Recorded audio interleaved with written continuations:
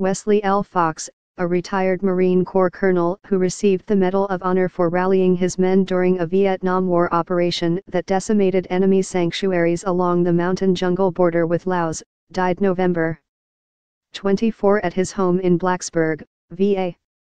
He was 86.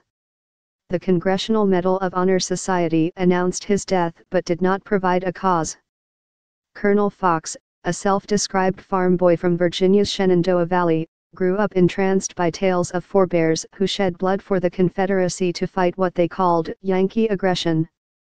He quipped that his middle name Lee made explicit his family's devotion to their Southern heritage. When the Korean War began in 1950, he later told Vietnam Magazine, "I saw it as a chance to catch up to my cousin Norman, who jumped into Italy and Normandy in World War II. Because of him, I was interested in the airborne.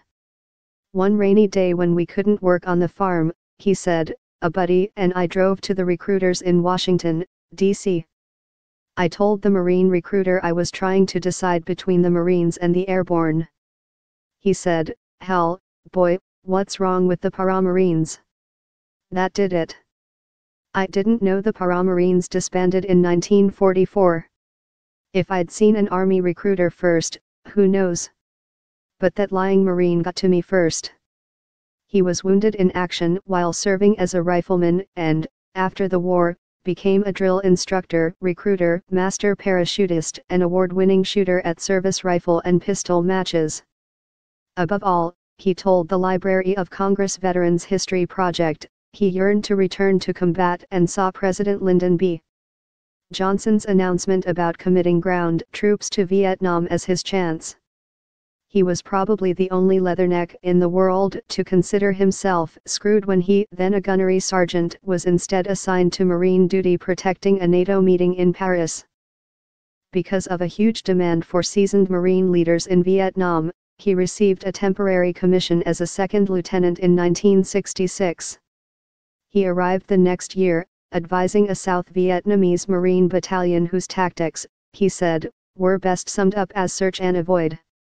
He was promoted to first lieutenant and rifle company commander in time to participate in Operation Dewey Canyon, which became one of the Marines' last major offensives of the war. The mission, in two phases starting in January 1969, was to disrupt a North Vietnamese military division on the border with Laos and to attack when the enemy least expected it.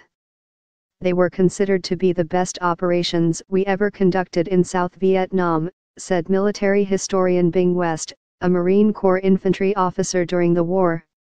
Of all the operations in Vietnam, it was the most classic in that it caught the North Vietnamese totally by surprise.